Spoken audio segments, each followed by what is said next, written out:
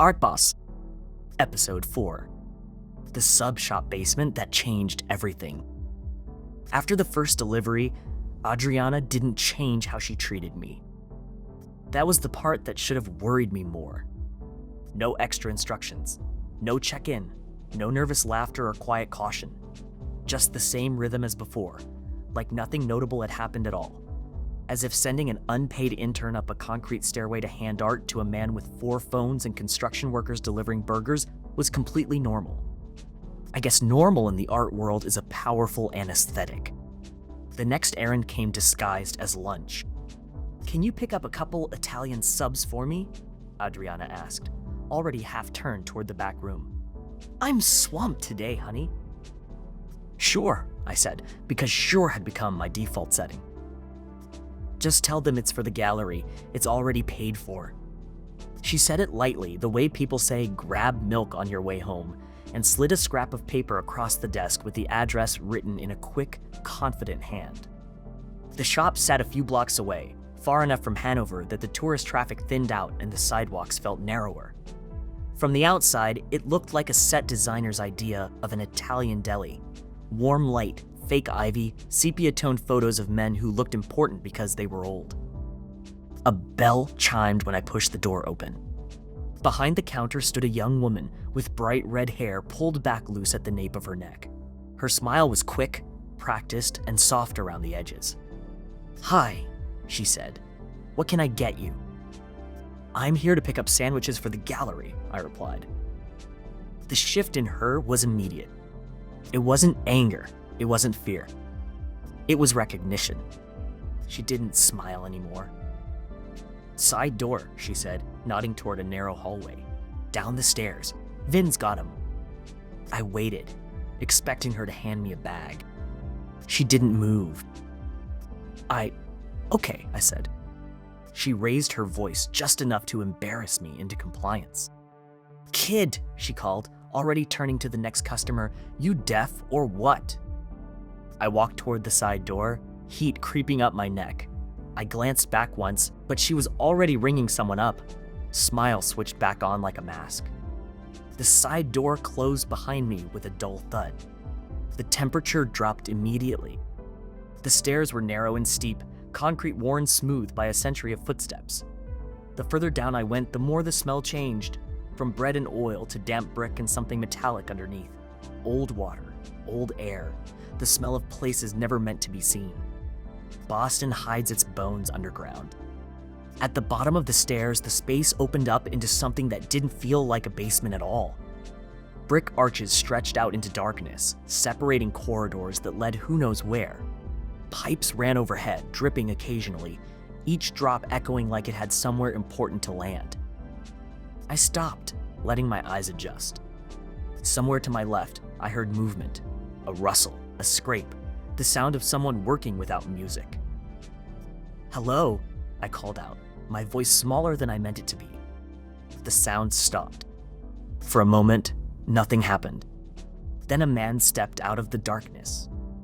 He was massive in a way that didn't feel gym-built, just dense, shoulders like doors, face marked up enough to tell a story without telling it.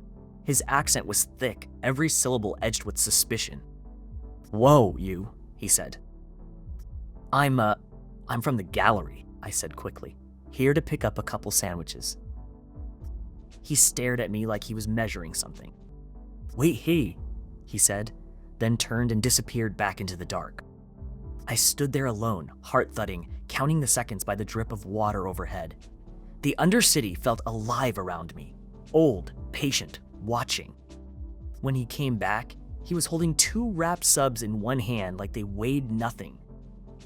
He held them out. I took them with both hands. They were warm. He didn't smile, didn't speak, just watched me turn and head back toward the stairs like he was memorizing my shape. Back upstairs, the red-haired woman didn't look at me when I passed the counter. She was laughing with a customer, voice light again, like the basement hadn't happened. Outside, the sun felt too bright. I stood on the sidewalk longer than I should have, holding the subs like evidence. White paper, black marker. One said a tally. The other said gallery.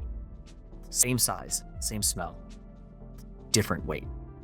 I told myself I was imagining it, that hunger was messing with my head, that stress had rewired my sense of balance. I started walking.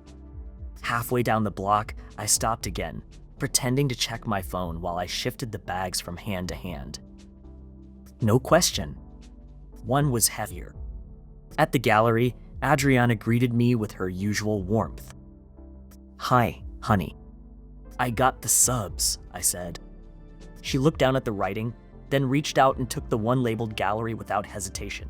No coin toss, no pause. Like the decision had been made before I arrived. "You can have the other one," she said. "Eat while you work."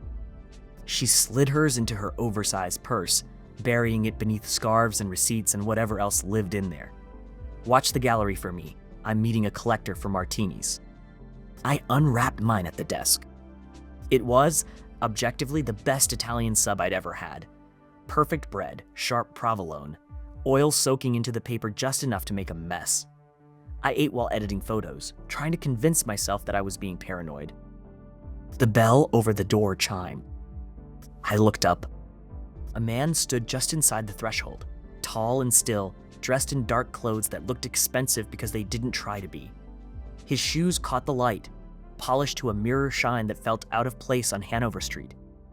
"Adriana," he said. Not hello, not excuse me. Just her name. "She's not here at the moment," I said carefully. "Can I help you with anything?" "When will she be back?" "I'm not sure," I said. "Later today." He studied me, eyes steady, then turned and left without another word. Through the window, I watched him slide into a brand new black Mercedes and pull away from the curb like he owned the street. When Adriana returned, I told her about him. She didn't ask for details. "Oh," she said lightly, "that's just a client." That night, back in the apartment, the AC rattled and my brain replayed the day on a loop. The Undercity. The weights. The way Adriana chose without looking. The way Big P had said Tuesday. Tuesday wasn't a day. It was a checkpoint.